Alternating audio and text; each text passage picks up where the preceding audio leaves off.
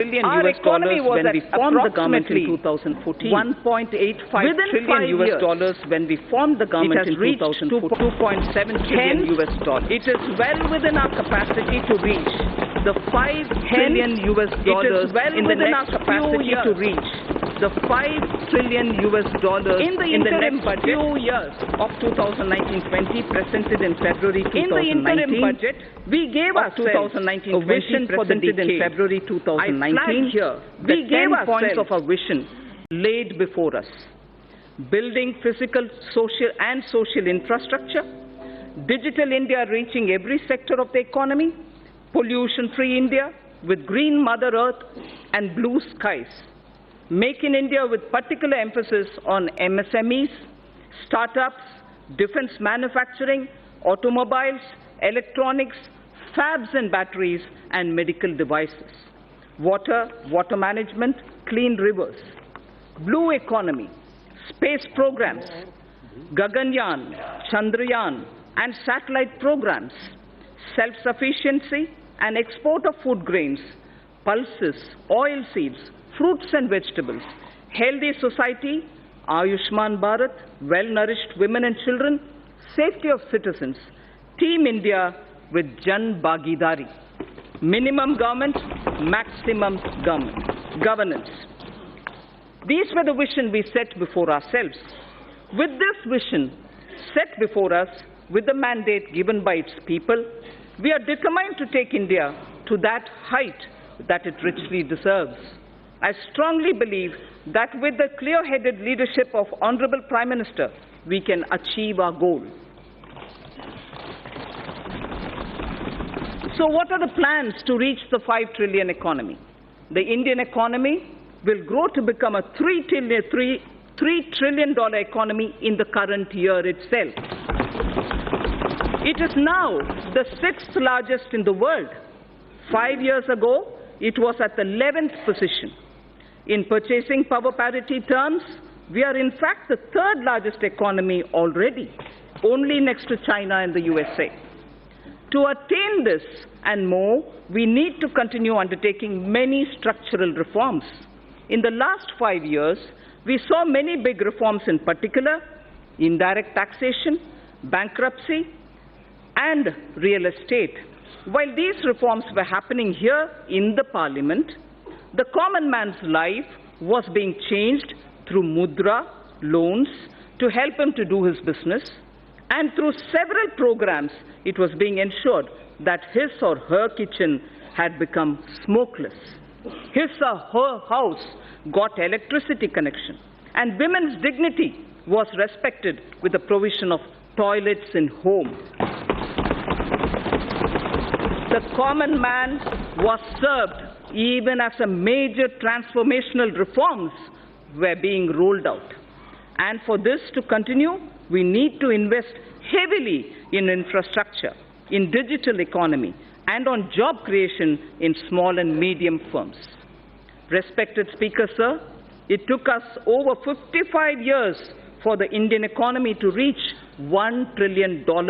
But when the country and her people's hearts are filled with Asha, Vishwas, and Akanksha, that is, when the hearts are filled with hope, trust and aspirations, we, in just 5 years, added $1 trillion. As I said, today we are nearing a $3 trillion level. So when we aspire to reach a $5 trillion level, many wonder if it's possible. If we can appreciate our citizens' purusharth or their goals of human spirit or pursuit, filled with the inherent desire to progress, led by the dedicated leadership present in this House, the target is eminently achievable. All of India's private sector industries, small, medium, or large, have played a substantial role in growing our economy. I recall the words of an eminent industry leader who said that his company's growth has always aligned itself with India's growth before and post-independence.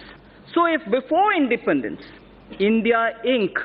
understood Swadeshi, today they understand Make in India. We do not look down upon legitimate profit earning. Gone are the days of policy paralysis and license quota control regimes. India Inc. are India's job creators. They are the nation's wealth creators. Together with mutual trust, we can gain, catalyze fast, and attain sustained growth. I wish to propose a number of initiatives as part of a framework for kick-starting the virtuous cycle of domestic and foreign investments. Connectivity is the lifeblood of our economy. The government has given a massive push to all forms of physical connectivity through Pradhan Mantri Gram Sadak Yojana, industrial corridors, dedicated freight corridors, Bharatmala and Sagarmala projects, Jal Marg Vikas and Udan schemes. While the industrial corridors would improve infrastructure availability for greater industrial investment in the catchment regions, the dedicated freight corridors would mitigate the congestion of a railway network benefiting the common man. The ambitious program of Bharatmala would help develop national road corridors and highways, while Sagarmala would enhance port connectivity, modernization, and port-linked industrialization. If Sagarmala is aimed at improving the infrastructure for external trade, equally, it is the poor man's transport too.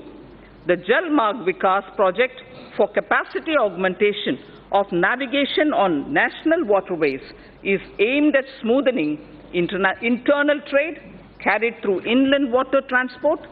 These initiatives will improve logistics tremendously, reducing the cost of transport and increasing the competitiveness of domestically produced goods. The Udan scheme is providing air connectivity to smaller cities and enabling the common citizens of our country to avail air travel. All these programs are also helping bridge the rural and urban divide. As the world's third largest domestic aviation market, the time is ripe for India to enter into aircraft financing and leasing activities from Indian shores. This is critical to the development of self-reliant aviation industry, creating aspirational jobs in aviation finance, besides leveraging the business opportunities available in India's financial special economic zones, namely International Financial Services Center, the IFSC. Government will implement the essential elements of the regulatory roadmap for making India a hub for such activities. For providing an enabling ecosystem for growth in India of maintenance, repair and overhaul, MRO, maintenance, repair and overhaul industry, it is proposed to leverage India's engineering advantage and potential to achieve self-reliance in this vital aviation segment. Government will adopt suitable policy interventions to create a congenial atmosphere for the development of MRO in the country. The new metro rail projects for a total route length of 300 kilometers have been approved during 2018 and 19. Also, during 2019, about 210 kilometers metro lines have been operationalized. With this, 657 kilometers of metro rails network has become operational across the country. 657 kilometers. India's first indigenously developed payment ecosystem for transport based on National Common Mobility Card, NCMC standards, was launched by the Honorable Prime Minister in March 2019. This will enable people to pay multiple kinds of transport charges, including metro services and toll tax, across the country.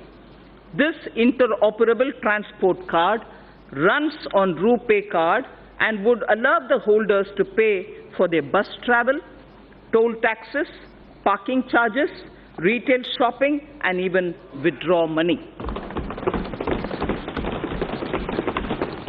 Phase 2 of the FAME scheme, following approval of the Cabinet, with an outlay of 10,000 crore rupees over a period of 3 years, has commenced from 1st April 2019. The main objective of the scheme is to encourage faster adoption of electric vehicles by way of offering upfront incentive on purchase of electric vehicles, and also by establishing the necessary charging infrastructure for electric vehicles. Only advanced battery and registered e-vehicles will be incentivized under the scheme, with greater emphasis on providing affordable and environment-friendly public transportation options for the common man. The government will carry out a comprehensive restructuring of National Highway Program to ensure that the National Highway Grid of desirable length and capacity is created using financiable model. After completing the phase 1 of Bharatmala, in the second phase, states will be helped to develop state road networks. We need to develop our inland waterways to shift a significant portion of inland cargo movement from road and rail.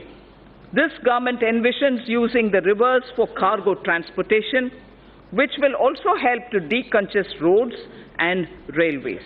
As part of the Jal Marg Vikas project for enhancing the navigational capacity of the Ganga, a multimodal terminal at Varanasi has become functional in November 2018, and two more such terminals at Sahibganj and Haldia, a navigational lock at Farakka, would be completed in 1920. The movement of cargo volume on Ganga is estimated to increase by nearly 4 times in the next 4 years. This will make movement of freight, passenger cheaper, and reduce our import bill. It is estimated that railway infrastructure would need an investment of 50 lakh crores between 2018 to 2030.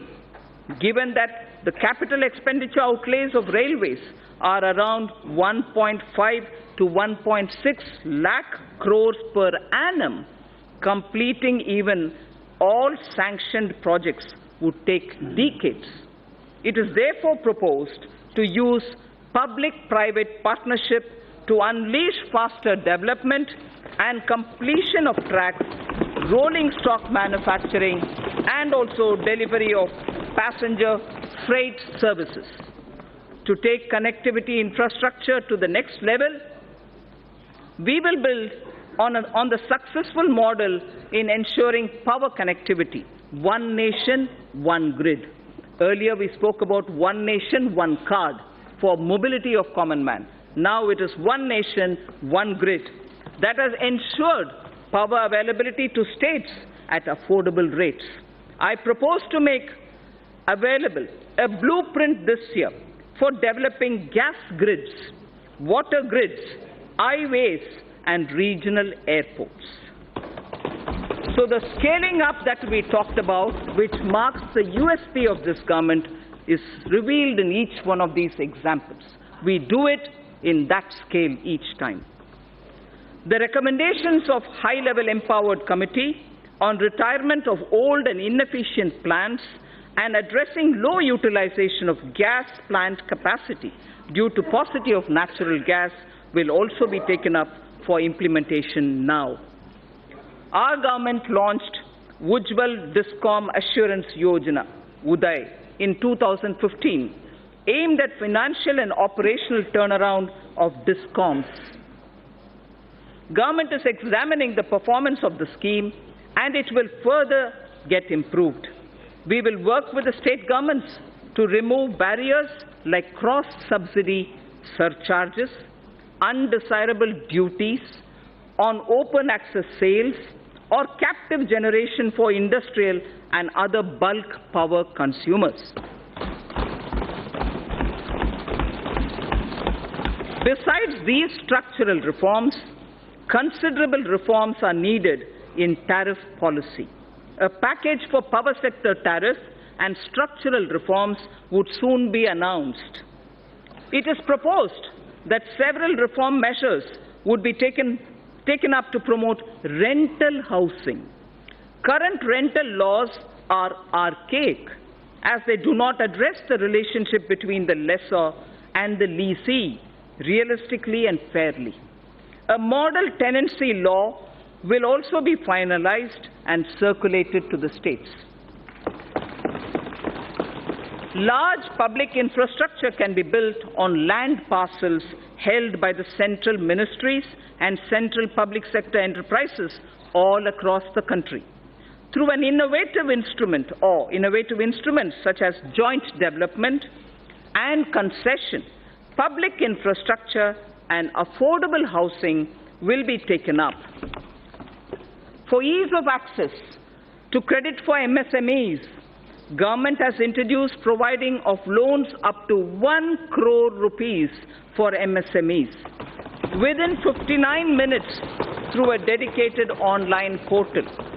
Under the interest subvention scheme for MSMEs, 350 crores of rupees has been allocated for the year 2019-20 for 2% interest subvention for all GST registered MSMEs on fresh or on incremental loans. On fresh or on incremental loans. Government payments to suppliers and contractors are a major source of cash flow, especially to SMEs and MSMEs. Investment in MSMEs will receive a big boost if these delays in payment are eliminated. Government will create a payment platform for MSMEs to enable filing of bills and payment thereof on the platform itself, thereby cutting down the time and the process itself. Encouraged by the overwhelming response, the Government of India has decided to extend the pension benefit to about 3 crore retail traders and shopkeepers whose annual turnover is less than 1.5 crores under a new scheme, namely Pradhan Mantri Karam Yogi Man Dhan scheme. Enrollment into the scheme will be kept simple, requiring only Aadhaar and a bank account, and the rest will be on self-declaration. We recognize that investment-driven growth requires access to low-cost capital. It is estimated that India requires investments averaging 20 lakh crores of rupees every year. A number of measures are proposed to enhance the sources of capital for infrastructure financing. A Credit Guarantee Enhancement Corporation, for which regulations have been notified by the RBI, will be set up in 2019-20. An action plan to deepen the market for long-term bonds, including for deepening markets for corporate bond repos, credit default swaps, etc., with specific focus on infrastructure sector, will be put in place. It is proposed to permit investments made by FIIs and FPIs in debt securities issued by Infrastructure Debt Fund, non-bank finance companies, the IDF, NBFCs, to be transferred, sold to any domestic investor within specified lock-in period. Corporate debt markets are crucial for the infrastructure sector, given the need to further deepen bond markets. A number of measures are proposed to be taken up.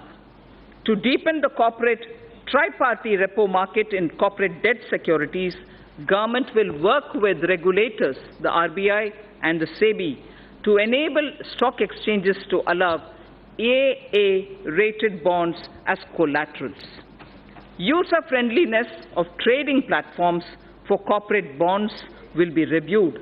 including issues arising out of capping of International Security Identification Number, the ISIN. It's right time to consider increasing minimum public shareholding in the listed companies. I have asked SEBI to consider raising the current threshold of 25% to 35%. As a key source of capital to the Indian economy, it is important to ensure a harmonized and hassle-free investment experience for foreign portfolio investors. Hence, it is proposed to rationalize and streamline the existing Know Your Customer, the KYC norms for FPIs to make it more investor-friendly without compromising the integrity of cross-border capital inflows. It is time to take our capital markets closer to the masses and meet various social welfare objectives related to inclusive growth and financial inclusion. I propose to initiate steps towards creating an electronic fundraising platform, a social stock exchange, under the regulatory ambit of Securities and Exchange Board of India, the SEBI, for listing social enterprises and voluntary organizations. For listing social enterprises and voluntary organizations working for the realization of a social welfare objective so that they can raise capital as equity, debt, or as units like a mutual fund. It is important to get retail investors to invest in treasury bills and securities issued by the government. Efforts made by the Reserve Bank will need to be supplemented with further institutional development using stock exchanges. For this purpose, interoperability of RBI depositories and SEBI depositories would be necessary to bring about seamless transfer of treasury bills and government securities between RBI and depository ledgers, and for enabling this, the government will take up necessary measures in this regard in consultation with RBI and the SEBI. FDI inflows into India have remained robust despite global headwinds. Speaker, sir, global foreign direct investment flows slid by 13% in 2018 to 1.3 trillion US dollars from 1.5 trillion in the previous year.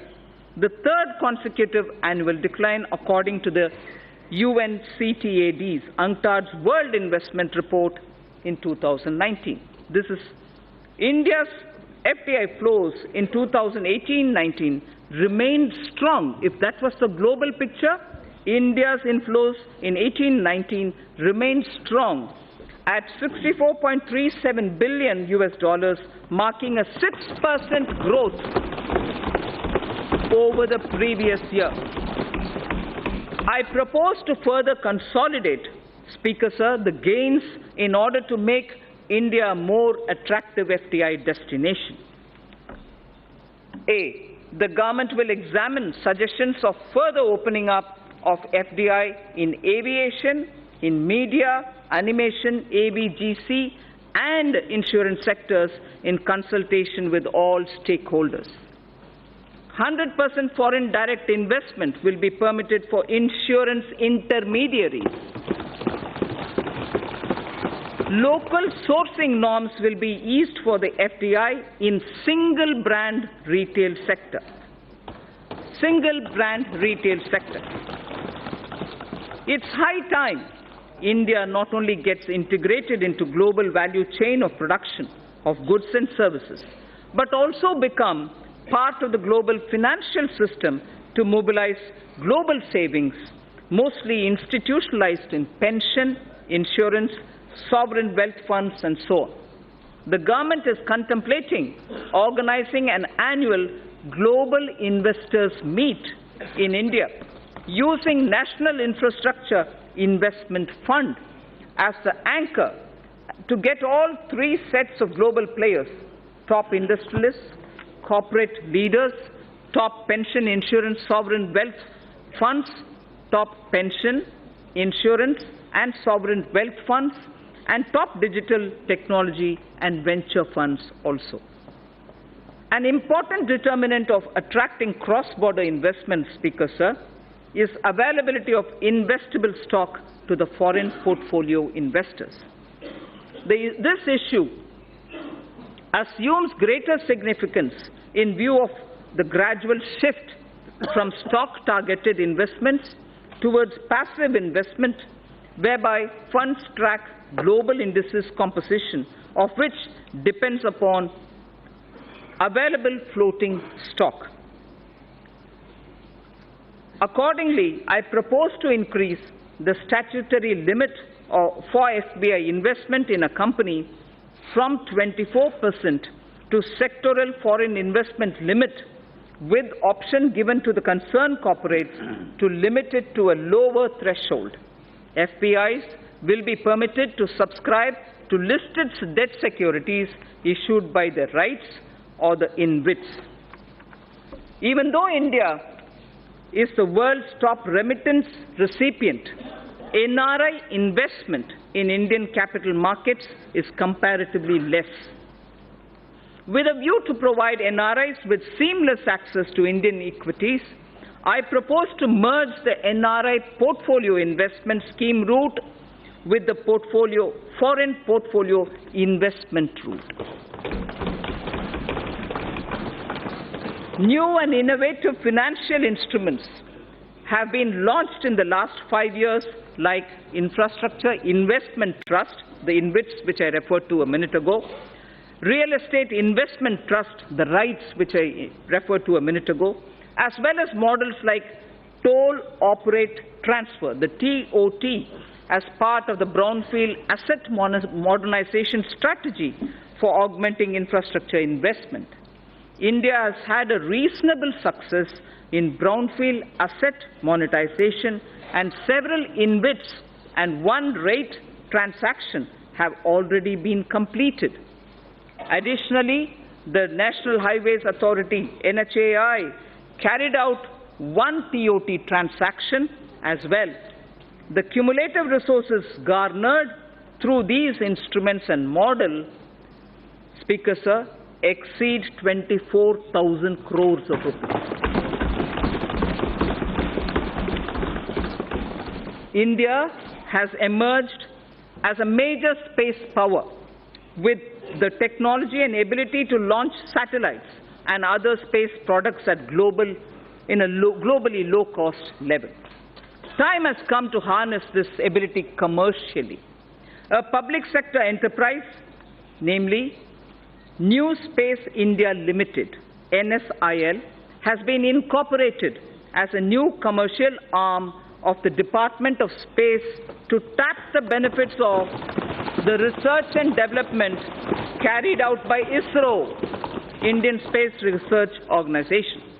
The company will spearhead commercialization of various space products, including production of launch vehicles, transfer of technologies, and marketing of space products. Sir, I've all the while spoken about the various means through which we can, at a macro level, reaching the $5 trillion target. Now, I would just confine myself to talking about Gramin Bharat, the rural India, the various steps which we'll take towards strengthening our economy. Mahatma Gandhi ji had said, the soul of India lives in its villages. This year, even as we are marking the 150th birth anniversary of Mahatma Gandhi, I submit that our government keeps Antyodaya at the core of all its efforts. At the center of everything that we do, we keep Gaon, Garib और किसान. मतलब गांव, गरीब और किसान केंद्र बिंदु है हमारे हर एक कार्यक्रम में.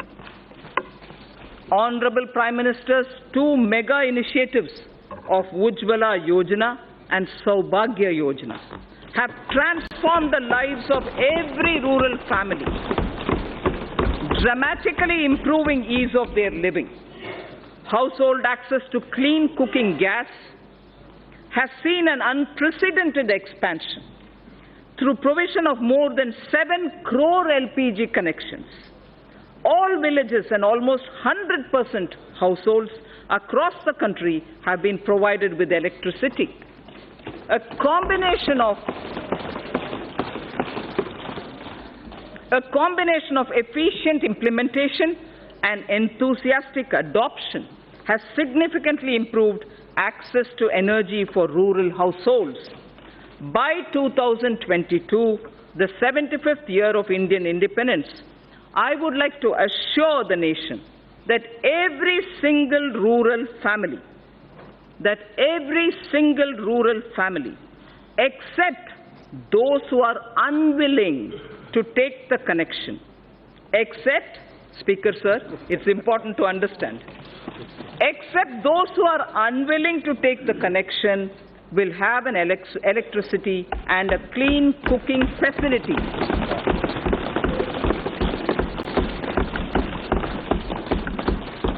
Pradhan Mantri Awas Yojana, Gramin, aims to achieve the objective of housing for all by 2022. A total of 1.5 crore rural homes have been completed in the last 5 years. In the second phase of PMAY Gramin, during 2019-20 to 2021-22, 1.95 crore houses are proposed to be provided to the eligible beneficiaries. These houses are also being provided with amenities like toilets, electricity, and LPG connections. With the use of technology, the DBT platform, the Direct Benefit Transfer platform, and technology inputs, average number of days for completion of houses has been reduced from 314 days in 2015 and 16. It took us 314 days, Speaker Sir. Now it is only 114 days. Please allow me to repeat this. If the completion of houses required 314 days in 2015-16, by the time it was 2017-18, it has now come down to only 114 days, and that is why the scale of our achievement is possible. Fishing and fishermen. Fishing and fishermen communities are closely aligned with farming and are crucial to rural India. Through a focused scheme, the Pradhan Mantri Matsya Sampada Yojana, the Department of Fisheries will establish a robust fisheries management framework. This will address critical gaps in the value chain, including infrastructure modernization, traceability, production, productivity, post-harvest management, and quality control. Pradhan Mantri Gram Sadak Yojana has brought many socio-economic gains in the rural areas. To accelerate the speed of achieving universal connectivity of eligible habitations, the target of connecting the eligible and feasible habitations was advanced from 2022 to 2019 itself. I am happy to inform that all-weather connectivity has now been provided to over 97% of all such habitations. This has been possible by maintaining a high pace of road construction of 130 to 135 kilometers per day in the last 1,000 days. Committed to the agenda of sustainable development, 30,000 kilometers of Pradhan Mantri Gram Sadak Yojana roads have been built using green technology, waste plastic, and cold mix technology, thereby reducing the carbon footprint. With the changing economic scenario, it is important to upgrade roads connecting villages to the rural markets. For this, Pradhan Mantri Gram Sadak Yojana Phase 3 is envisaged to upgrade 1,25,000 kilometers of road length over the next 5 years, with an estimated cost of 80,250 crores of rupees. 1,25,000 kilometers of roads will be upgraded under Pradhan Mantri Gram Sadak Yojana Phase 3, and the amount estimated for this is 80,250 crores.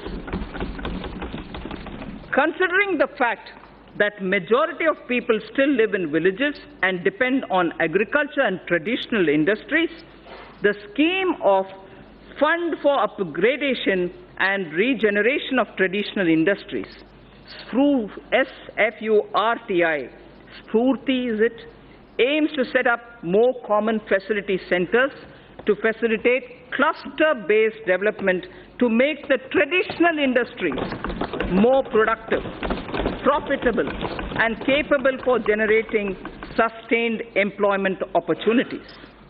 The focus sectors are bamboo, honey, and khadi clusters. The SFURTI envisions setting up of 100 new clusters during 2019-20, which should enable 50,000 artisans to join the economic value chain. Further, to improve the technology of such industries, the Scheme for Promotion of Innovation, Rural Industry and Entrepreneurship, ASPIRE, has been consolidated for setting up of livelihood business incubators and technology business incubators.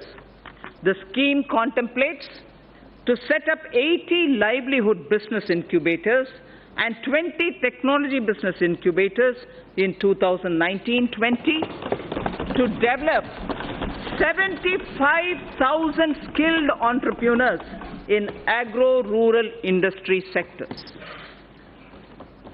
We will invest widely in agricultural infrastructure. Speaker, sir, we will support private entrepreneurship in driving value addition to farmers' produce from the field and from allied activities too, like bamboo, like timber from the hedges, and also for generating renewable energy. अन्नदाता क्यों ऊर्जा दाता बना नहीं सकते? अन्नदाता ऊर्जा दाता बनाने के लिए बहुत सारे हमारे प्रोग्राम्स हैं. Daring through cooperatives shall also be encouraged by creating infrastructure for cattle feed manufacturing, milk procurement, processing and marketing. Speaker, sir, I place my appreciation for our farmers who have made India self-sufficient in pulses. दलहन के revolution जो हमारे किसान ने किया पिछले 1.5 साल में किया है, उसके लिए उनको मैं बधाई देना चाहती हूँ. I am sure they will repeat such a success even in the production of oil seed. तिलहन में भी हम उम्मीद रखते हैं हमारे किसान ऐसे ही सफलता पाएंगे. Our import bill shall be reduced by their seva. We also hope to form 10,000 new farmer producer organizations. We ensure that will ensure economies of scale for farmers over the next 5 years. The government will work with state governments to allow farmers to benefit from e-NAM. The Agricultural Produce Marketing Cooperatives Act should not hamper farmers from getting a fair price for their produce. Ease of doing business and ease of living both should apply to farmers too.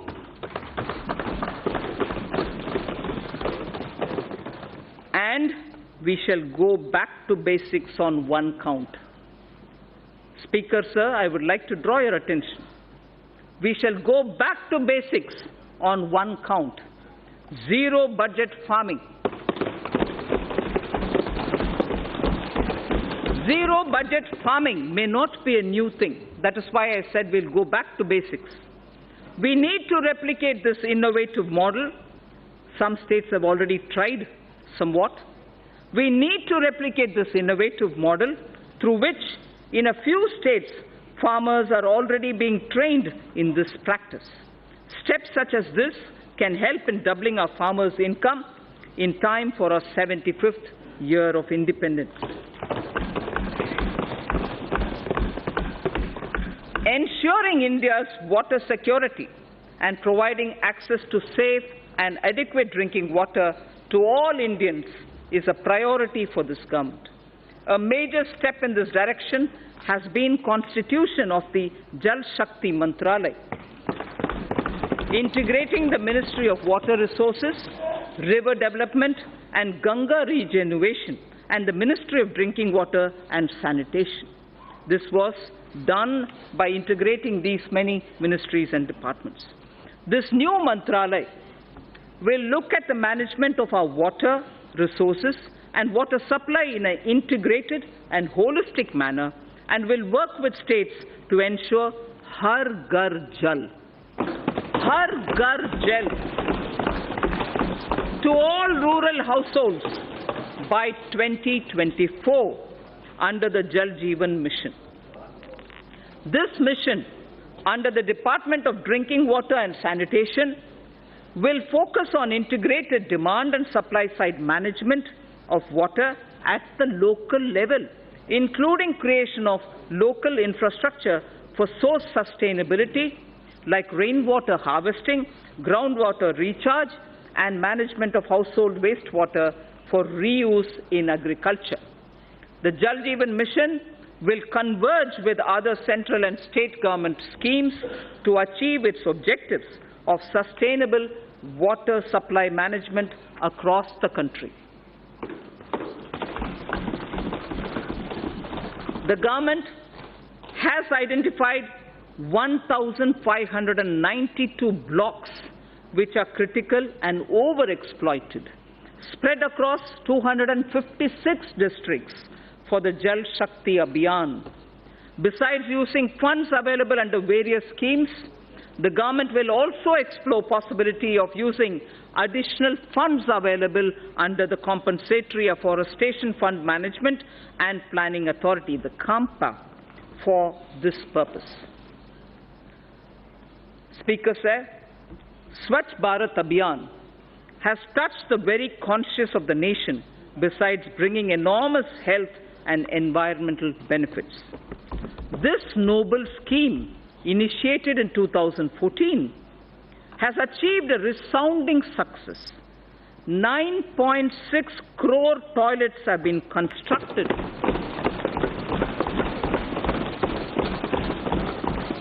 9.6 crore toilets have been constructed since October the 2nd, 2014. More than 5.6 lakh villages have become open defecation free.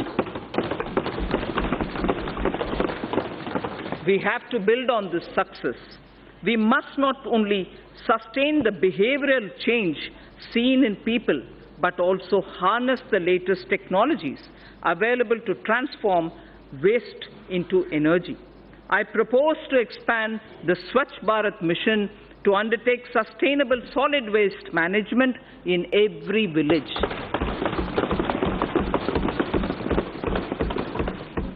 Under the Pradhan Mantri Gramin Digital Saksharata Abhiyan, over 2 crore rural Indians, under the Pradhan Mantri Gramin Digital Saksharata Abhiyan, over 2 crore rural Indians have so far been made digitally literate.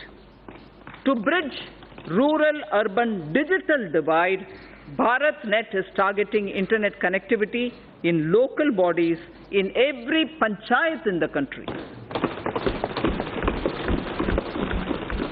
This will be speeded up with assistance from Universal Service Obligation Fund under the Public-Private Partnership Arrangement. Speaker, sir, till now I focused on some specific features in order that are rural India, Gramin Bharat ke liye. Now I will focus on Shahri Bharat, urban India. This government sees the rapid urbanization of India as an opportunity rather than a challenge. We have to make both our cities and villages better using technology. This way, we can help people live closer to their homes, stop migration into cities, provide essential services to all. Under Pradhan Mantri Awas Yojana, urban, over 81 lakh houses with an investment of about 4.83 lakh crores have been sanctioned, of which construction has started in about 47 lakh houses. Over 26 lakh houses have been completed, of which nearly 24 lakh houses have been delivered to the beneficiaries. Large-scale adoption of new technologies for construction of these houses. Over 13 lakh houses have so far been constructed using these new technologies. More than 95% of our cities also have become ODF, open defecation free. 95% of all cities have become, or they have declared themselves ODF. More than 45,000 public and community toilets across 1,700 cities have been uploaded on Google Maps, covering more than 53% of India's urban population. Almost 1 crore citizens have downloaded the Swachhata app. The 150th birth anniversary of Mahatma Gandhi is an apt occasion for us to rededicate ourselves to the ideals of the Mahatma. Honorable Prime Minister took the sankalp of achieving Gandhiji's resolve of Swachh Bharat to make India open defecation free by 2nd October 2019. I am very satisfied and I am very happy to report to this august House that this would be achieved by the 2nd of October. To mark this occasion, the Rashtriya Swachhata Kendra will be inaugurated at Gandhi Darshan, Rajghat on 2nd October 2019. A Gandhipedia, like encyclopedia on Gandhi, a Gandhipedia is also being developed by National Council for Science Museums to sensitize youth and society at large about positive Gandhian values. Indian Railways suburban and long-distance services do a phenomenal task in cities like Mumbai and smaller cities. Railways will be encouraged to invest more in suburban railways through special purpose vehicle structures like rapid regional transport system proposed on the Delhi Meerut route. I propose to enhance the metro railway initiatives by encouraging more PPP initiatives and ensuring completion of sanctioned works while supporting transit-oriented development to ensure commercial activity around transit hubs. We are in the process of completing the dedicated freight corridor project that will free up some of the existing railway network for passenger trains. Speaker, sir, allow me now to speak on the youth of India. The government will bring in a new national educational policy to transform India's higher education system to one of the global best education systems. The new policy proposes major changes in both school and higher education, among others, better governance systems, and brings greater focus on research and innovation. We propose to establish a national research foundation to fund, to coordinate, and to promote research in the country. NRF, or the National Research Foundation, will assimilate the research grants being given by various ministries independent of each other.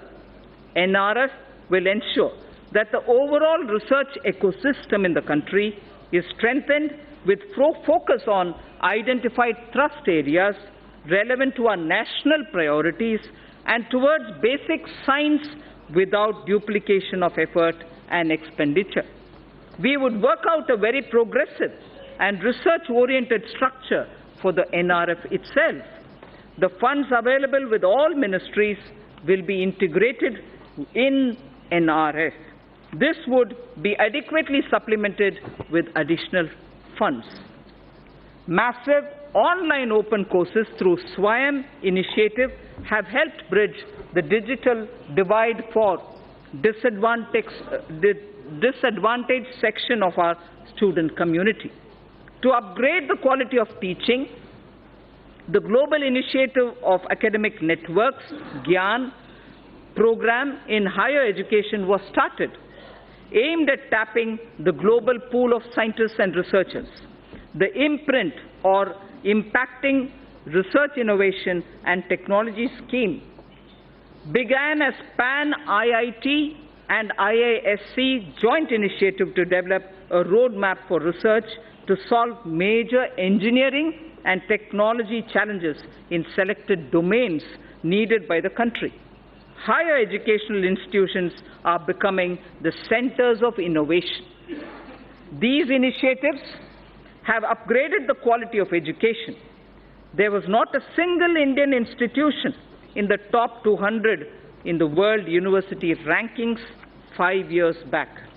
I repeat, there was not a single Indian institution in the top 200 in the World University Rankings for 5 years back. Due to the concentrated efforts and concerted efforts by our institutions to boost their standards and also to project their credentials better, we have now 3 institutions, 2 IITs and IISc Bangalore in the top 200 institutional bracket. This is a window open now thanks to all our efforts. We will continue making concerted efforts to improve the performance of our institutions of higher learning. An amount of 400 crores has been provided under the head World-Class Institutions for the year 2019-20, more than 3 times the revised estimates for the previous year. More than 3 times the revised estimates of the previous year. India has the potential to become a hub of higher education. I therefore propose to start a program, Study in India, that will focus on bringing foreign students to India in our higher educational institutions. The regulatory systems of higher education would be reformed comprehensively to promote greater autonomy and focus on better academic outcomes. A draft legislation for setting up of Higher Education Commission of India would be presented in the year ahead. Khelo India scheme, launched in October 2017, has created awareness of sports as an integral part of wellness throughout the country. The government is committed to expand Khelo India scheme and to provide all necessary financial support. To popularize sports at all levels, a National Sports Education Board for development of sportspersons would be set up under Khelo India scheme. Sir Speaker, this government recognizes and follows the teachings of Lord Bashveshwara. This government recognizes and follows the teachings of Lord Basaveshwara, in particular the principle of Kayaka and Dasoha. Implementing Kayakeva Kailasa, the government enables about 10 million youth to take up industry-relevant skill training through the Pradhan Mantri Kaushal Vikas Yojana. This is helping to create a large pool of skilled manpower with speed and high standards. Demographic trends worldwide show that major economies will face severe labor shortages in the future.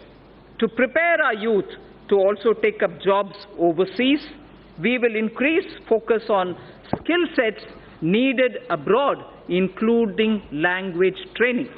We will also lay focus on new age skills like artificial intelligence, Internet of Things, big data, 3D printing, virtual reality, and robotics, which are valued highly both within and outside the country and offer much higher remuneration. Drawing again on Lord Basveshwara, his principle of Dasoha underlines most things this government does. Give it up for giving up LPG subsidy, or the various pension schemes, or on the principle of sharing through distribution for the wellness of society, which is what Lord Basveshwara did even earlier in a millennia ago. The government is proposing to streamline multiple labor laws into a set of 4 labor codes. Sir, for the sake of labor welfare, I'd like to repeat this slide. The government is proposing to streamline multiple labor laws into a set of 4 labor codes.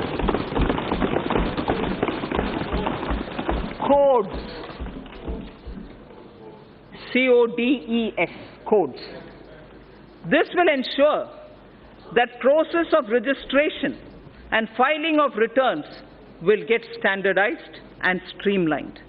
With various labor-related definitions getting standardized, it is expected that there shall be less disputes.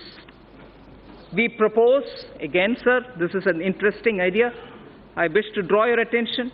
We propose to start a television program within the DD bouquet of channels exclusively for startups.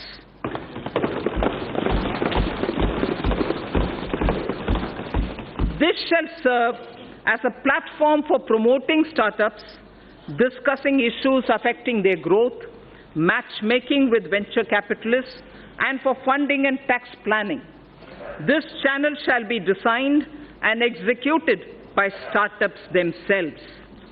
Later in the speech, I shall deal with taxation matters of the startups. So, Stand Up India scheme has delivered enormous benefits. The country is witnessing emergence of thousands of entrepreneurs, from women and also from scheduled caste and scheduled tribes. Most of them assisted to set up their own businesses and industry, with capital provided under the Stand Up India scheme. Considering the beneficial results of the scheme and strong demand for its continuance by the SC and ST communities themselves, the scheme would now be continued for the entire period coinciding with the 15th Finance Commission, that is 2020 to 2025. The banks will provide financial assistance for demand-based businesses, including, for example, for acquisition of scavenging machines and robots. Sir, Speaker, the Stand Up India scheme has made human dignity and self-esteem to go up. Kayakeva Kailasa, I said earlier, and I repeat, the Ministry of Petroleum and Natural Gas has enabled SC and ST entrepreneurs in providing bulk LPG transportation contracts to them. In a matter of 2 years, over 300 entrepreneurs have emerged as a result of the Stand Up scheme. Machines and robots have been deployed to do scavenging, which also saved the manual scavengers their dignity. The synthesis between stand-up and start-up with commercial banks playing the catalyst, has brought this transformational change. Sir, now I shall concentrate a few paragraphs on ease of living. After all, everything that this government does with the principle of minimum government, maximum governance is aimed at getting ordinary citizens' life a bit easier. So the ease of living is a very important principle. This government aims to bring greater ease of living in the lives of its citizens. Digital payments are gaining acceptance everywhere, including by the government. Use of technology is an effective way to ensure this. Pradhan Mantri Shram Yogi Man Dhan was launched on 5th March 2019 by the Honorable Prime Minister in Ahmedabad. The scheme aims at providing 3,000 rupees per month as pension on attaining the age of 60 to crores of workers in unorganized and informal sectors. About 30 lakh workers have already joined the scheme. For good quality of life and ease of living, maintaining a cleaner environment and ensuring sustainable energy use is absolutely vital.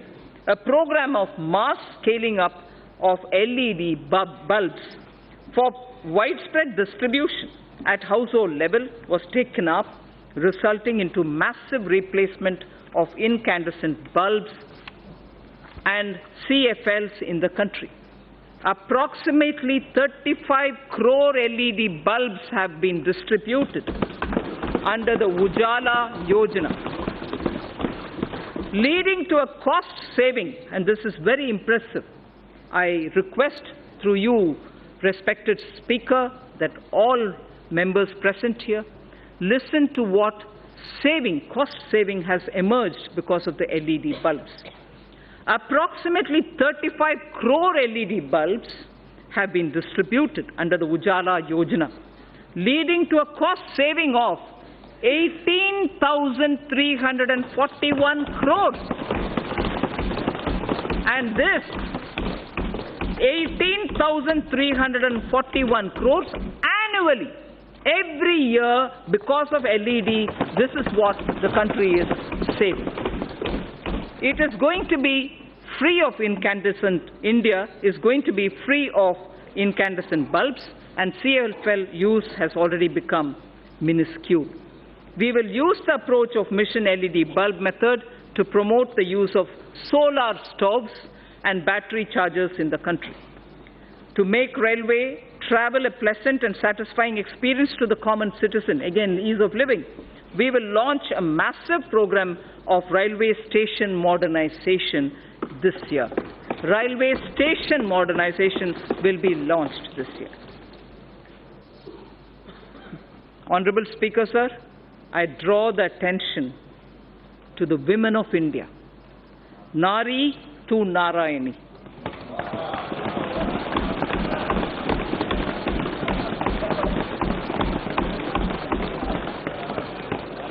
We believe, obviously this country's tradition has been Nari to Narayani. Swami Vivekananda, in a letter to Swami Ramakrishnananda, had said, "There's no chance for the welfare of the world unless the condition of women is improved." I repeat, there is no chance for the welfare of the world unless the condition of women is improved. It is not possible for a bird to fly on one wing. Swami Vivekananda's words. This government believes that we can make progress with greater women's participation. In India's growth story, sir, I would like to draw your attention. In India's growth story, particularly in the rural economy, Gramin Arthvyavastha mein, the role of women is a very sweet story. Gramin Arthvyavastha mein Mahila ki Bhagidari एकदम एक सुनहरा कहानी है. This government wishes to encourage and facilitate the role of women. gender analysis of the budget aimed at examining the budgetary allocation through a gender lens has been in place for over a decade. I propose to form a broad-based committee with government and private stakeholders to evaluate and suggest action for moving forward. There is no segment of human life where the contribution of women is not significant. There is no segment where the contribution of women is not significant. This government firmly believes that the socio-economic transformation that is taking place, particularly in the last decade, India's women's role and leadership is distinct. The recent elections have shown record turnout of women voters at par with men. Record turnout of women voters at par with men. We also have a record number of 78 women MPs here in this House. This reinforces our approach of going beyond just women-centric policy. I repeat, this reinforces our approach of going beyond just women-centric policy making to building women-led initiatives and movements. This government, Speaker Sir, has supported and encouraged women entrepreneurship through various schemes such as Mudra, Stand Up India, self-help group support, and so on. In order to further encourage women enterprises, I propose to expand the Women SHG Interest Subvention Program to all districts in India. Furthermore, for every verified woman SHG member having a Jan Dhan bank account, for every verified woman SHG member having a Jan Dhan account, an overdraft of 5,000 shall be allowed. Again, one woman in every SHG, which is spread all across the country, one woman in every SHG will also be made eligible for a loan up to 1 lakh under the Mudra scheme.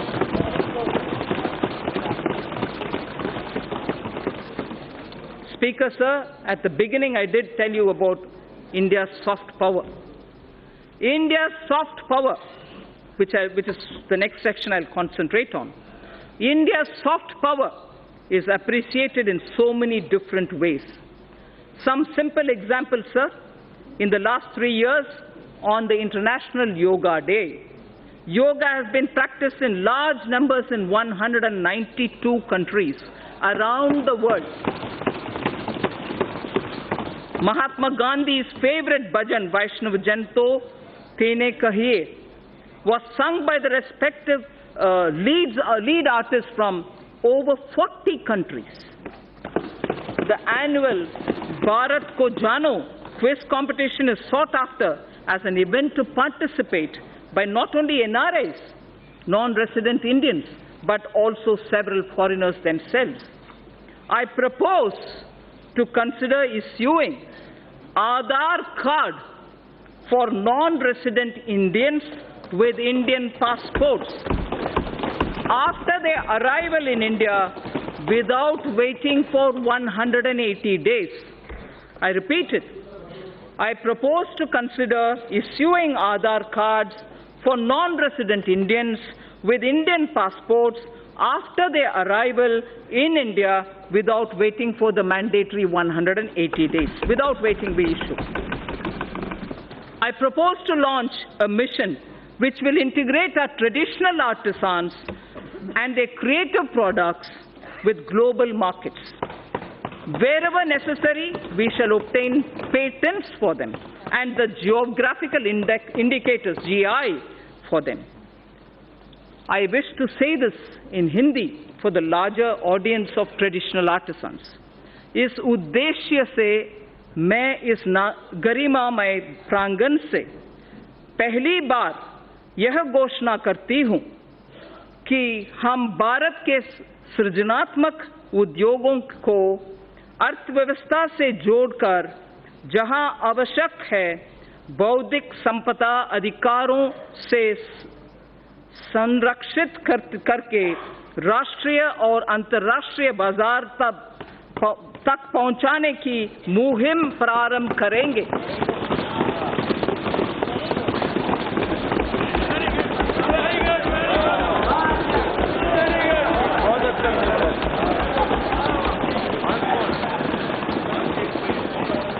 To give further impetus to India's growing influence and leadership in the international community, government decided to open Indian embassies and high commissions abroad in countries where India does not have a resident diplomatic mission as yet.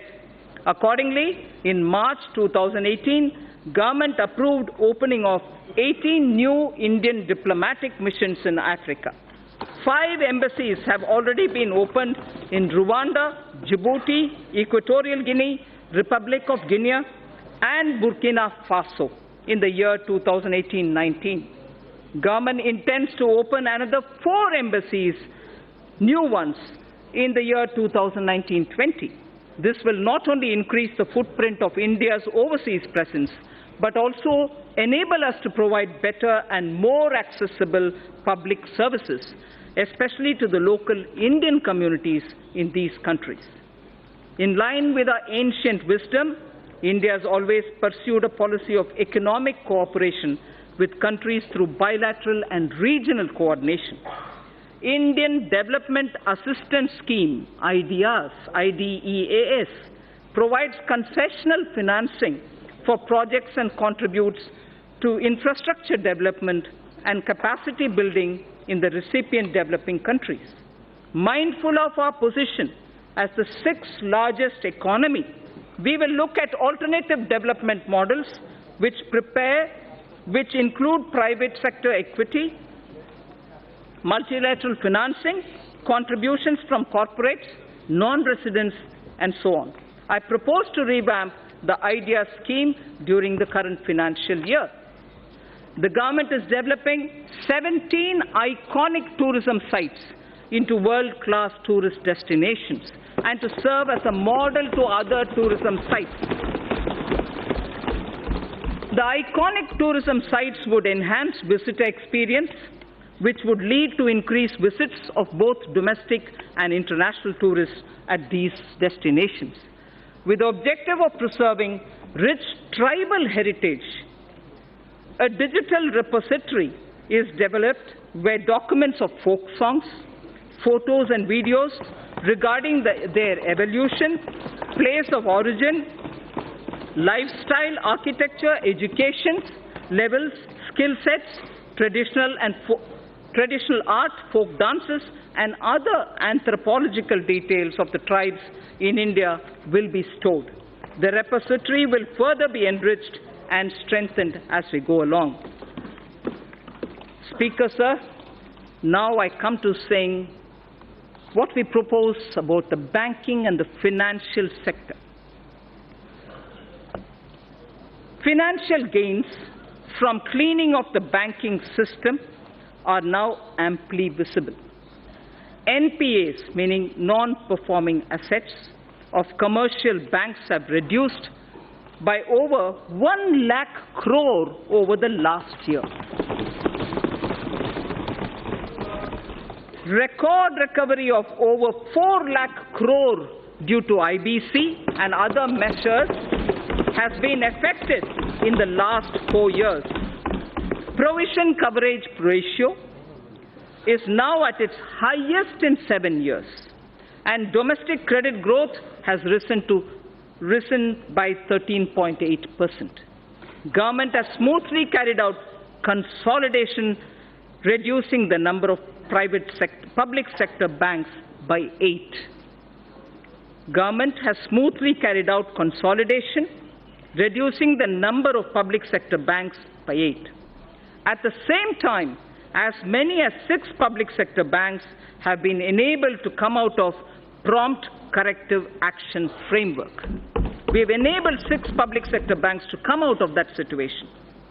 Having addressed the legacy issues, public sector banks are now proposed to be further provided 70,000 crores of rupees capital to boost credit for a strong impetus to the economy. 70,000 crores of rupees will be provided in order that capital will be boosted so that credit can be improved. To further improve ease of living, they will leverage technology, offering online personal loans, doorstep banking, and enabling customers of one public sector bank to access services across all public sector banks and so on. In addition, government will initiate steps to empower account holders to remedy the current situation in which they do not have control over deposits of cash by others into their accounts. There is an issue now. Unknowing to them, there are money being deposited into accounts, and that is creating a lot of problems for customers. So we will be addressing that also. We will initiate steps to address that problem. Reforms will also be undertaken to strengthen governance in public sector banks. Non-banking financial companies are playing an extremely important role in sustaining consumption demand as well as capital formation in small and medium industrial segment. NBFCs that are fundamentally sound should continue to get funding from banks and mutual funds without being unduly risk-averse. 6 months partial credit guarantee to public sector banks for first loss up to 10%. Further, Reserve Bank of India is the regulator of the NBFCs. However, RBI has limited regulatory authority over NBFCs. Appropriate proposals for strengthening the regulatory authority of RBI over NBFCs are being placed in the finance bill. NBFCs which do public placement of debt have to maintain a debenture redemption reserve. And in addition, a special reserve as required by RBI has also to be maintained. To allow NBFCs to raise funds in public issues, the requirement of creating a DRR, that is a debenture redemption reserve, which is currently applicable for only public issues as private placements are exempt, this will be done away with. To bring more participants, especially NBFCs, not registered as NBFCs factor, on the TREDS platform, amendment in the Factoring Regulation Act 2011 is necessary, and steps will be taken to allow all NBFCs to directly participate on the TREDS platform.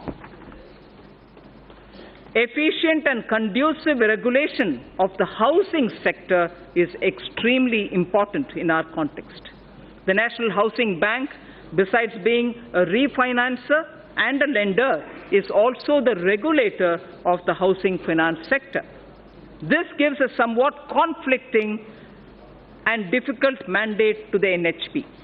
I am proposing to return the regulation authority over the housing finance sector from the NHB, National Housing Board, to the RBI. I am proposing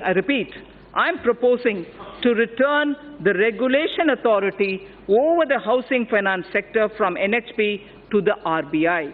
Necessary proposals have been placed in the finance bill even for that.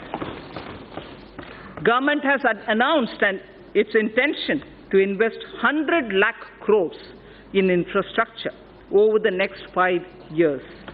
100 lakh crores for infrastructure over the next 5 years.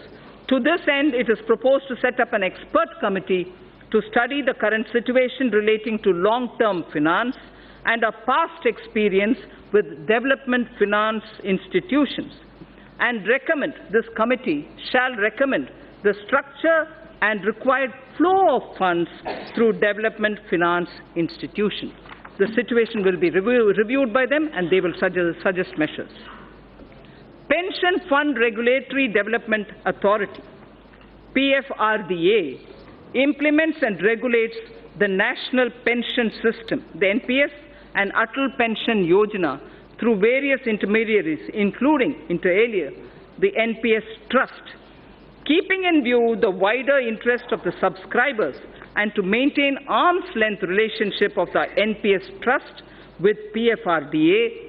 Steps will be taken to separate the NPS Trust from PFRDA with appropriate organizational structure. To facilitate onshoring of international insurance transactions and to enable opening of branches by foreign reinsurers in the International Financial Service Center, it is proposed to reduce net owned fund requirement from 5,000 crores to 1,000 crores, 1,000 crores.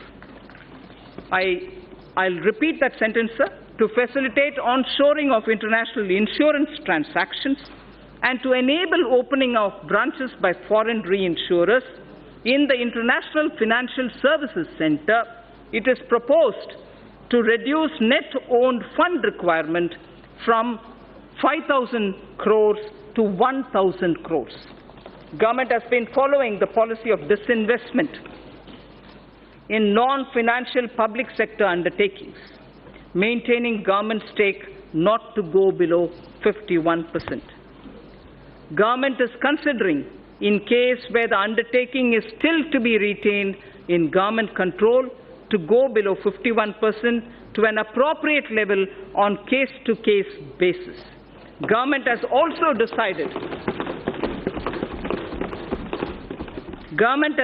decided to modify present policy of retaining 51% government stake to retaining 51% stake inclusive of the stake of government-controlled institutions.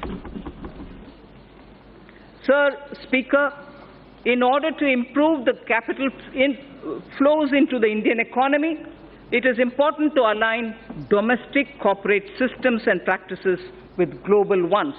It is also appreciated that global finance movement in equity uses certain parameters to evaluate the stocks in which they choose to invest.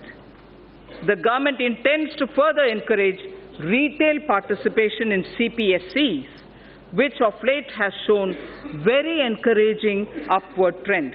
In order to provide additional investment space, the government would realign its holding in CPSEs, including banks, to permit greater availability of its shares and to improve depth of its market. Strategic disinvestment of select CPSEs would continue to remain a priority of this government. In view of current macroeconomic parameters, government would not only reinitiate the process of strategic disinvestment of Air India, but would offer more CPSEs for strategic participation by the private sector. I repeat this sentence. Strategic disinvestment of select CPSEs would continue to remain a priority for this government. In view of current macroeconomic parameters, government would not only reinitiate the process of strategic disinvestment of Air India, but also would offer more CPSEs for strategic participation by the private sector. Government is setting an enhanced target of rupees 1,05,000 crore of disinvestment receipts for the financial year 2019-20. The government will undertake strategic sale of PSUs. The government will also continue to do consolidation of PSUs in the non-financial space as well. Sir, ETFs have proved to be an important investment opportunity for retail investors and has turned out to be a good instrument of Government of India's disinvestment program. To expand this further, government will offer an investment option in ETFs on the line of equity-linked savings scheme, which is ELSS. This would encourage long-term investments in CPSEs, for bringing better public ownership of the PSUs and also bring greater commercial and market orientation of the listed PSUs, the government will take all necessary steps to meet public shareholding norms of 25% for all listed PSUs and raise the foreign shareholding limits to maximum permissible sector limits for all PSUs, companies which are part of emerging market index. Sir, the Indian sovereign debt, external debt, India's sovereign external debt to GDP is among the lowest globally at less than 5%. Honorable Speaker, sir, this is a very important indicator for India. I am repeating the line. India's sovereign external debt to GDP is among the lowest globally at less than 5%. The government will start raising a part of its gross borrowing program in external markets in external currencies.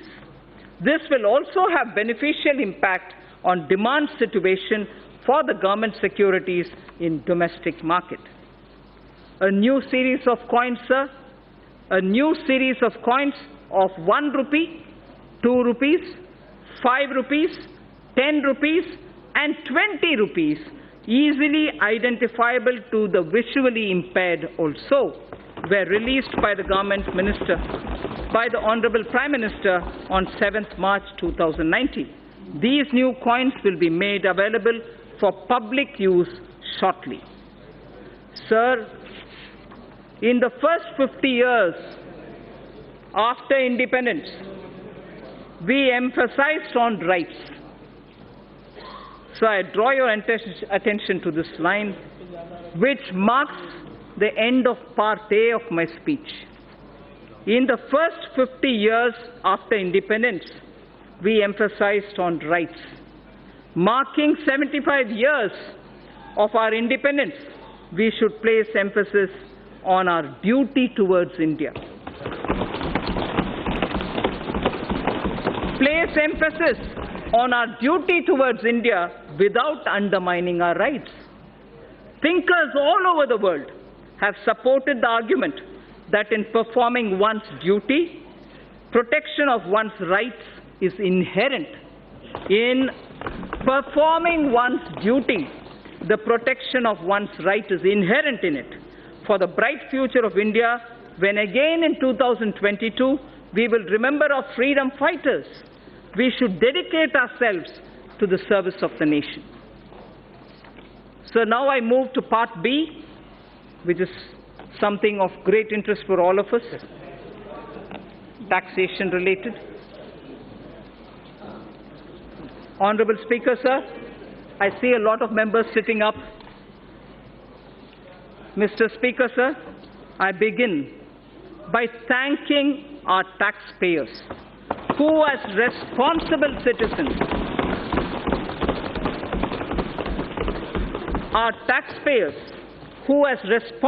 citizens, perform their duty by paying their taxes. It is because of their valuable contribution that our government is able to work for our collective dream of inclusive and all-round development of our nation. I place my appreciation to the honest taxpayer of India. At this juncture, sir, I find wisdom in a line from Purananuru, which is a Sangam time Tamil literature piece.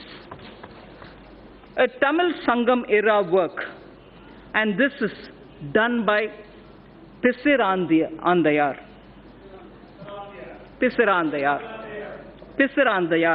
Yes. The verse, Yanai Pugunda Nilam, a land into which elephant gets in. Yanai Pugunda Nilam. This was sung as an advice to the king, a Pandyan king, Pandyan Aruvudai Nambi. The king is Pandyan Aruvudai Nambi, and Pisirandayar gives this advice to him. It's a long verse. I'm only picking up The first line, some line from the middle and the end. Kai nel aruthu kavalang koline. Kai nel aruthu kavalang koline. Arivudai vendan neriyarindhu koline. Arivudai vendan neriyarindhu koline. Parivu taba edukkum pindam natchin. Parivu taba edukkum pindam natchin. Yanai pukka pulam pol. Yanai pukka pulam pola. Thanum unnan ulagamum kedume. Meaning,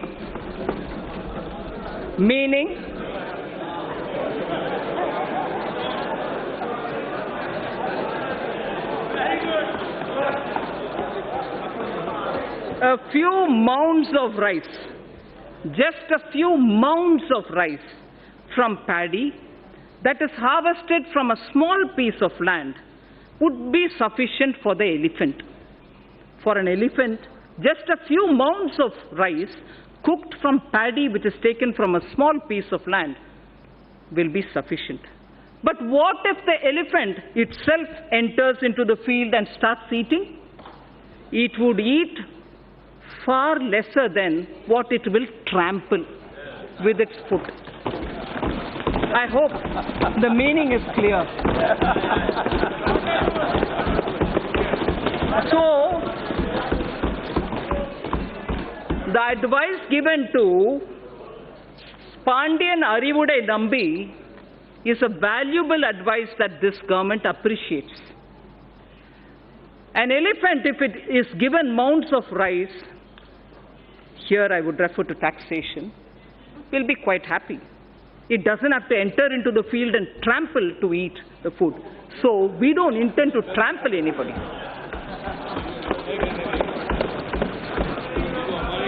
Sir, in direct taxes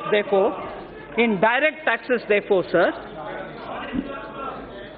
Mr. Speaker, due to a slew of efforts taken by our government, the direct tax revenue has significantly increased over the past couple of years. It has increased by over 78% from 6.38 lakh crores in financial year 2013-14 to around 11.37 lakh crores in financial year 2018. From 6.38 lakh crores to 11.37 lakh crores between 13-14 and 18-19. It is now growing at double-digit rate every year. Let me recall, sir, and reiterate this government's effort over the past 5 years to alleviate the tax burden on small and medium income earners. This includes self-employed as well as small traders, salary earners, and senior citizens. Only when their annual taxable income exceeds 5 lakhs, only when their annual taxable income exceeds 5 lakhs, they are required to pay any income tax. The details of our efforts and achievements on this front during the past few years are given in the annexure to the speech. I am not going into the details of it. Speaker, sir, my tax proposals will aim to stimulate growth, incentivize affordable housing, and encourage startups by releasing the entrepreneurial spirit. It will also be geared towards promoting digital economy. I aim to simplify tax administration and bring greater transparency. So far as corporate tax is concerned, we continue with phased reduction in rates. Currently, a lower rate of 25% is only applicable to companies having annual turnover up to 250 crores. Currently, the lower rate of 25% is only applicable to companies having annual turnover of up to 250 crores.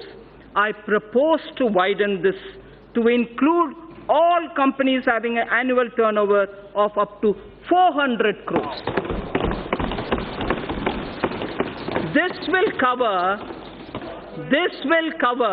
99.3% of all the companies.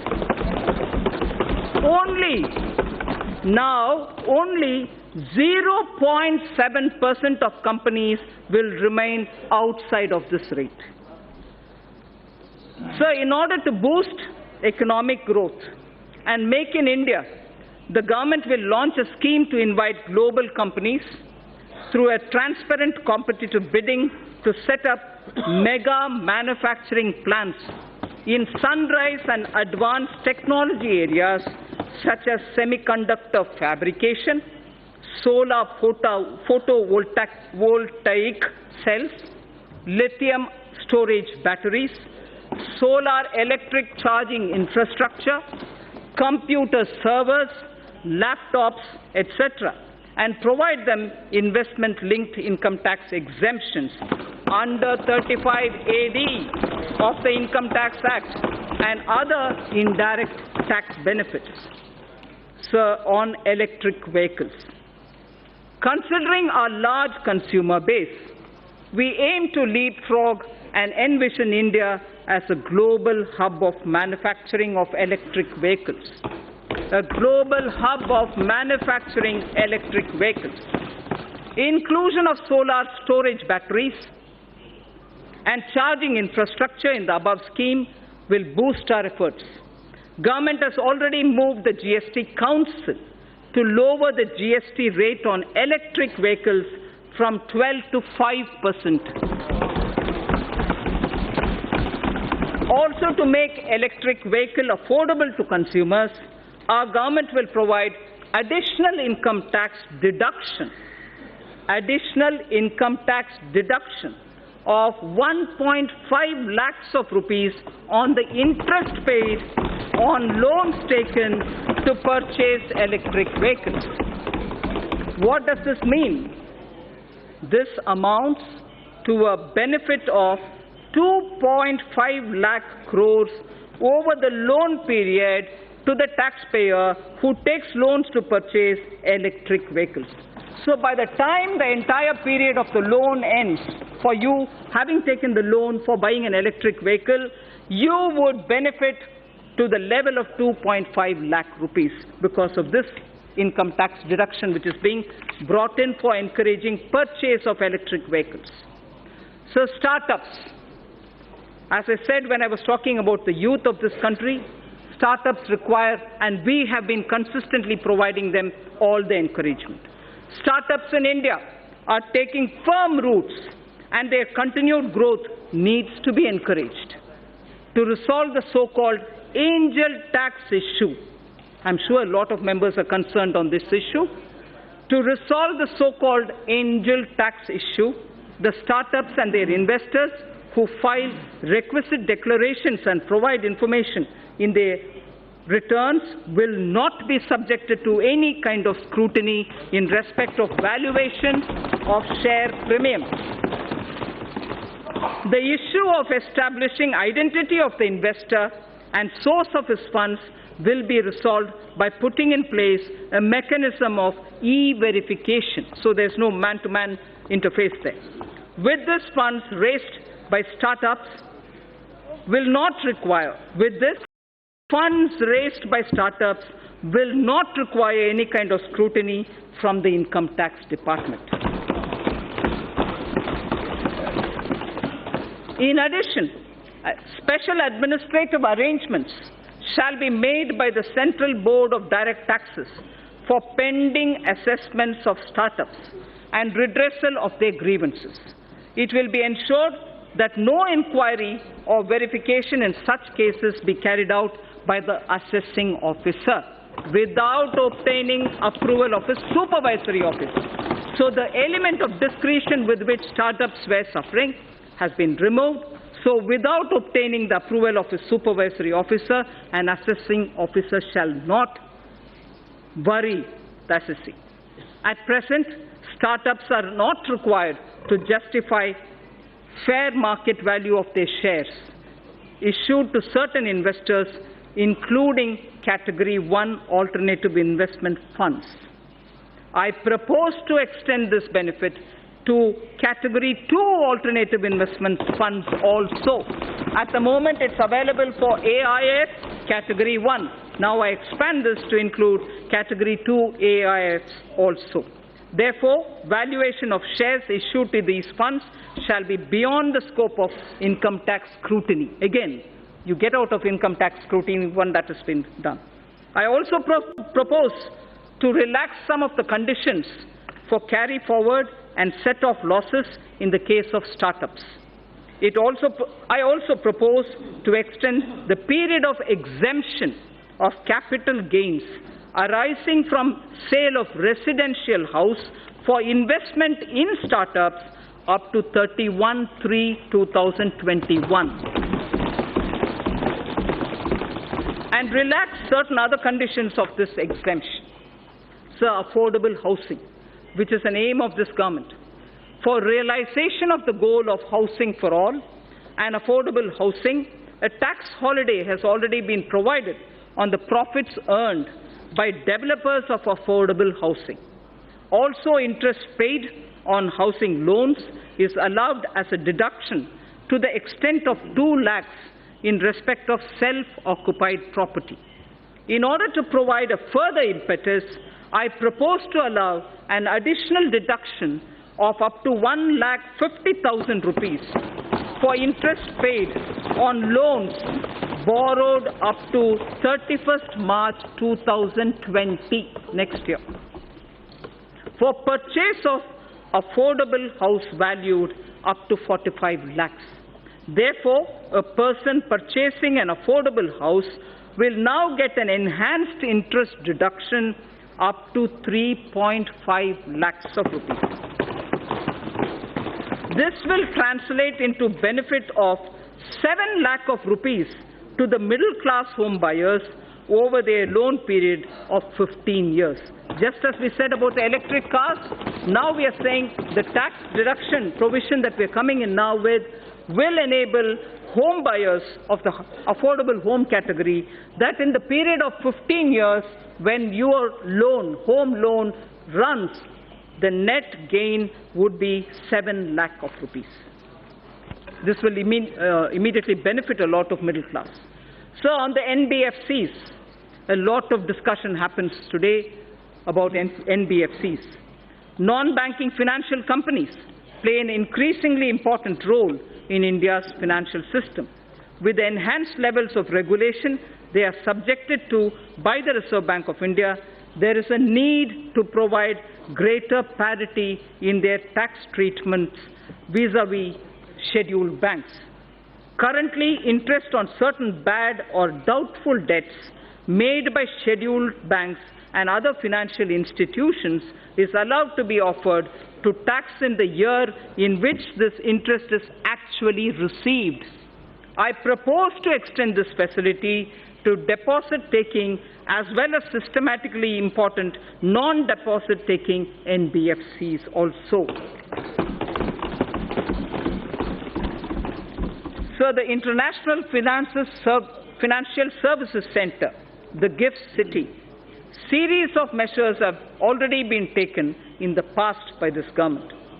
With a view to incentivizing the IFSC, I propose to provide several direct tax incentives to an IFSC, including 100% profit-linked deduction under Section 80LA in any 10-year block within a 15-year period, exemption from dividend distribution tax from current and accumulated income to companies and mutual funds, exemption on capital gain to Category 3 AIF, and interest payment on loan taken from non-residents. So, securities transaction tax. I propose to give relief in levy of securities transaction tax by restricting it only to the difference between the settlement and the strike price in case of exercise of option. Simplification and ease of living. India's ease of doing business ranking under the category of paying taxes showed a significant jump from 172 in 2017 to 121 in the year 2019. From 172, we have come to 121, a drastic improvement. I now propose to implement series of measures that will leverage technology to make compliance easier for the taxpayer. Interchangeability of PAN and Aadhaar. Mr. Speaker, sir, more than 120 crore Indians now have Aadhaar card. Therefore, for ease and convenience of taxpayers, I propose to make PAN and Aadhaar interchangeable and allow those who do not have PAN cards to file income tax returns by simply quoting their Aadhaar number, and also use it wherever they are required to quote the PAN. So everywhere where you are required to quote the PAN, instead you can just do Aadhaar, and even if you don't have a PAN, there is no problem. So pre-filling of income tax returns.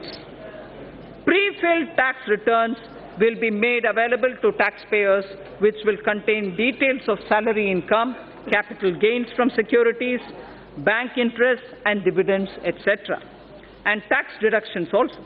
Information regarding these incomes will be collected from the concerned sources such as banks, stock exchanges, mutual funds, EPFO, state registration departments, and so on.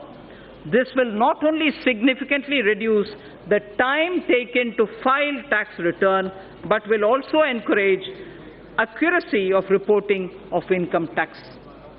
So faceless e-assessment. This is a very important thing about which there's been a lot of discussion. Assessees should not face any kind of harassment.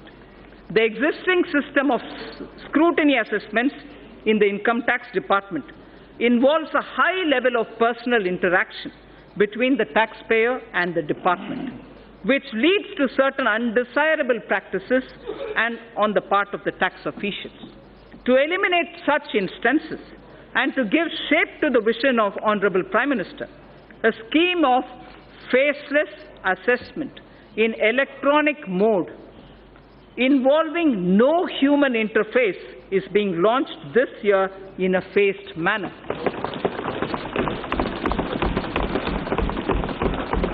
To start with, such e-assessments shall be carried out in cases requiring verification of certain specified transactions or discrepancies. Cases selected for scrutiny shall be allocated to assessment units in a random manner, and notices shall be issued electronically only by a central cell without disclosing the name, designation or location of the assessing officer. The central cell shall be the single point of contact between the taxpayer and the department. This new scheme of assessment will represent a paradigm shift in the functioning of the income tax department.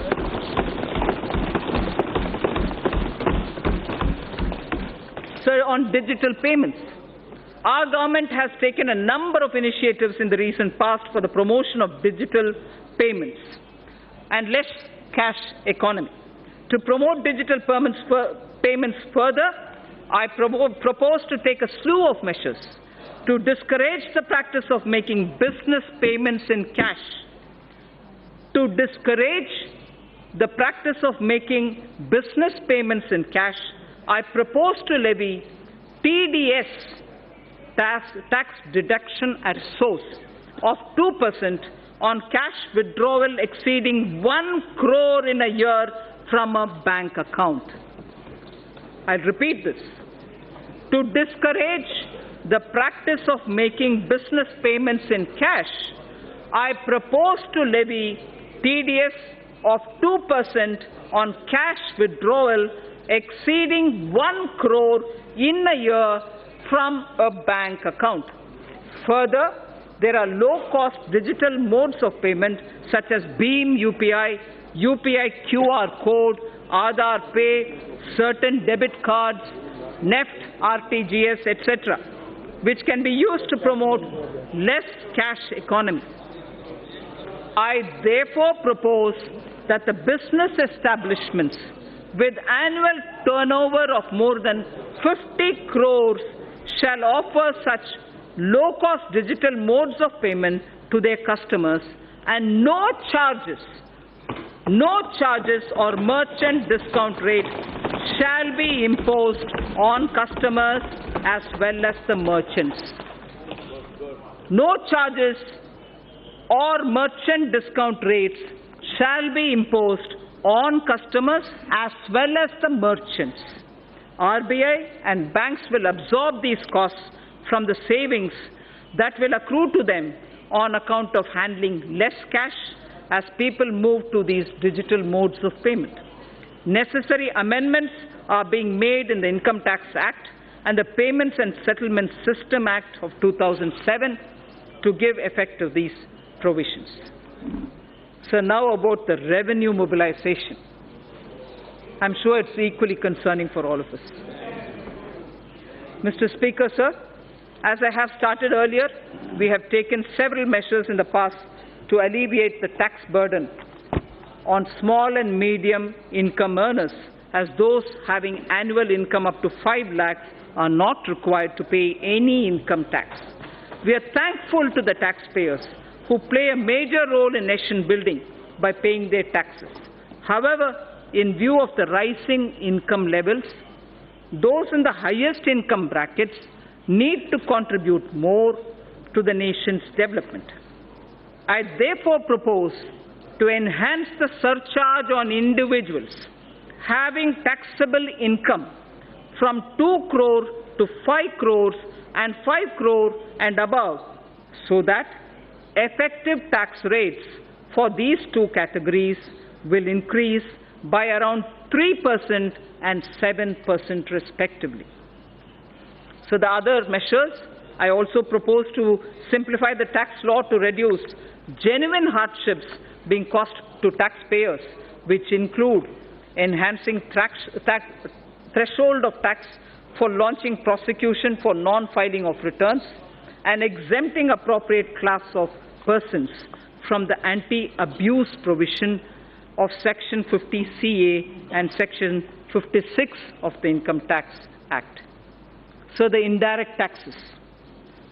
Now coming to indirect taxes, sir. We are aware that the landscape has changed significantly with the implementation of the GST. In every sense, this has been a monumental reform. In every sense, this has been a monumental reform, center and states coming together and agreeing to pool in their sovereign power of taxation for common good of the country was unprecedented. 17 taxes and 13 cesses became one tax. Multitude of rates instantly became 4. Almost all commodities saw rate reduction. Tens of returns were replaced by just one. Taxpayers' interface with tax departments got reduced. Border checks got reduced and eliminated in many cases. Goods started moving freely across states, which saved time and energy. A truck started doing two trips in the same time in which it was doing one. Thus, dream of one nation, one tax, one market was realized. The GST Council deserves all the credit for this. Sir, in the initial phase, GST witnessed certain teething problems. This was natural considering the scale of the reform. However, the Council, the Centre and the states proactively worked to resolve these issues. GST rates have also been reduced significantly, where relief of about 92,000 crores per year has been given. We should not lose sight of this fact when judging the performance of the GST. The details are given in the annexure. We are further simplifying the GST processes. A simplified single monthly return is being rolled out. Taxpayer having annual turnover of less than 5 crore shall file only quarterly returns. Free accounting software for return preparation has been made available to small businesses. A fully automated GST refund module shall be implemented. Multiple tax ledgers for a taxpayer shall be replaced by just one. It's also proposed to move an electronic invoice system wherein invoice details will be captured in a central system at the time of issuance. This will eventually be used to pre-fill a taxpayer's return. There will be no need for a separate e-way bill. Its rollout would begin from January 2020. Electronic invoice system will significantly reduce the compliance burden. Sir, on the customs side, my proposals are driven with the objective of securing our borders, achieving higher domestic value addition through Make in India, reducing import dependence, protection to MSME, and promoting clean energy, curbing non-essential imports, and correcting inversions. Defense has an immediate requirement of modernization and upgradation. This is a national priority. For this purpose, import of defense equipment that are not being manufactured in India are being exempted from the basic customs duty. Make in India is a cherished goal.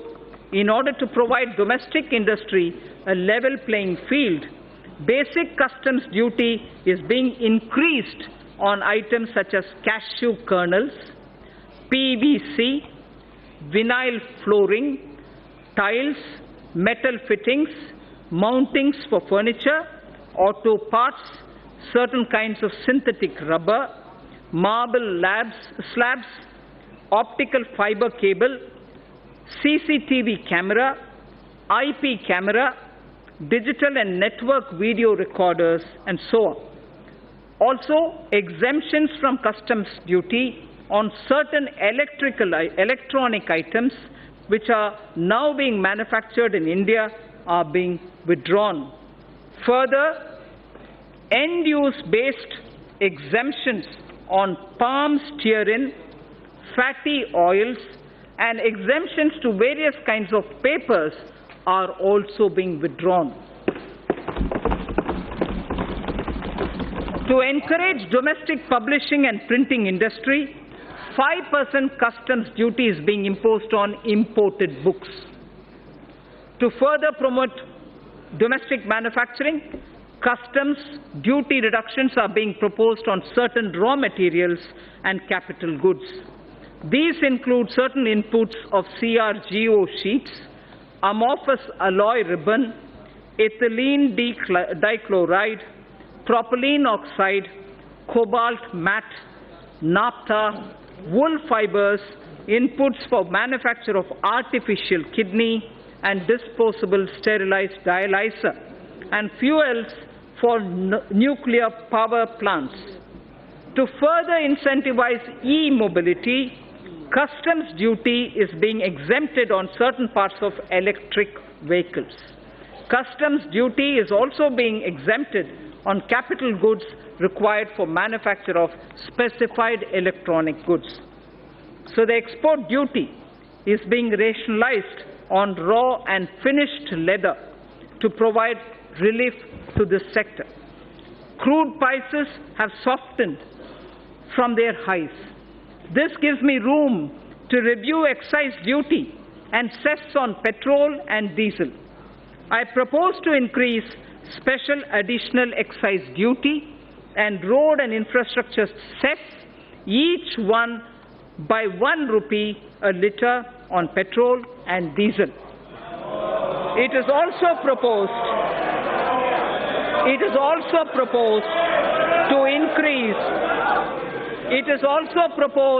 to increase custom duty on gold and other precious metals from 10% to 12.5%. It is also proposed to increase custom duty on gold and other precious metals from 10 to 12.5%. Tobacco products and crude attract national calamity and contingent duty.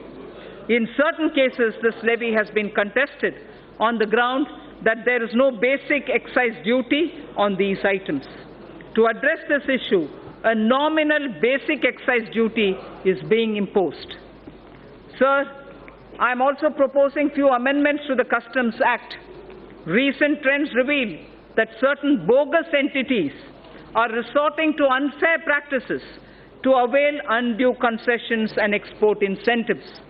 While we have intensified our efforts against such nefarious activities, provisions are being incorporated in the Act for enhanced penalty and prosecution for such offences. Further misuse of duty-free scrips and drawback facility involving more than 50 lakh of rupees will be a cognizable and non-bailable offence. GST has completed 2 years. An area that concerns me is that we have huge pending litigations from pre-GST regime. More than 3.75 lakh crores of rupees is being blocked in litigations and service tax and excise. There is a need to unload this baggage and allow businesses to move on. I therefore propose a legacy dispute resolution scheme, that will allow quick closure of these litigations. I would urge the trade and business to avail this opportunity and be free from legacy litigations. The details of my tax proposals are given in the annexure. Sir Speaker, I thank you for this opportunity, and with these words, I commend the budget to this august House. Thank you.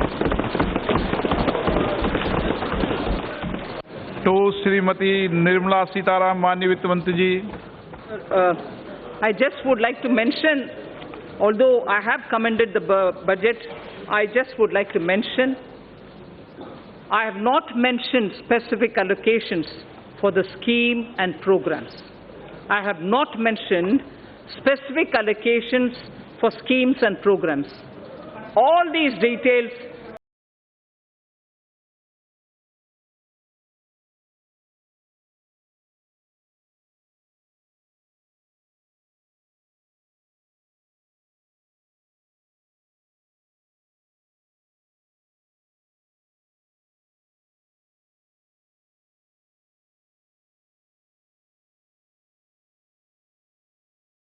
वित्त मंत्री जी,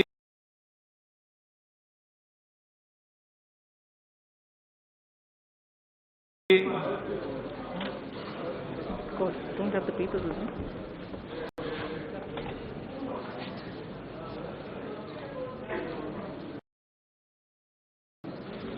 Sir, with your permission, I rise to lay on the table the statements regarding medium-term fiscal policy, fiscal policy statement, and the macroeconomic framework statement under Section 3, subsection 1 of the Fiscal Responsibility and Budget Management FRBM Act 2003. Item number 3. Sir, with your permission again, I rise to move for leave to introduce the Finance number 2 Bill 2019. प्रश्न ये है कि वित्त विधेयक को पुनर्स्थापित करने की अनुमति प्रदान की जाए। जो सदस्य इसके पक्ष में हाँ कहें, जो सदस्य इसके विरोध में ना कहें। मेरे विचार में निर्णय हाँ वालों के पक्ष में आए, हाँ वालों के पक्ष में आए, अनुमति प्रदान की जाती है। माननीय मंत्री जी, अब विधेयक को पुनर्स्थापित करें। Sir, I now introduce the bill. माननीय सदस्यों, मैं इस सभा की ओर से देश की पहली पूर्णकालिक महिला वित्त मंत्री जी को बजट पेश करने के लिए बहुत बहुत बधाई देता हूं, और मैं सभी माननीय सदस्यों को भी 2 घंटे 15 मिनट तक आपने जिस शांतिपूर्ण ढंग से सरकार के पहले बजट को सुना, उसके लिए भी आपको बहुत बहुत बधाई देता हूं। सभा की कार्रवाई सोमवार दिनांक 8 जुलाई 2019 को सुबह 11 बजे तक के लिए स्थगित की जाती है।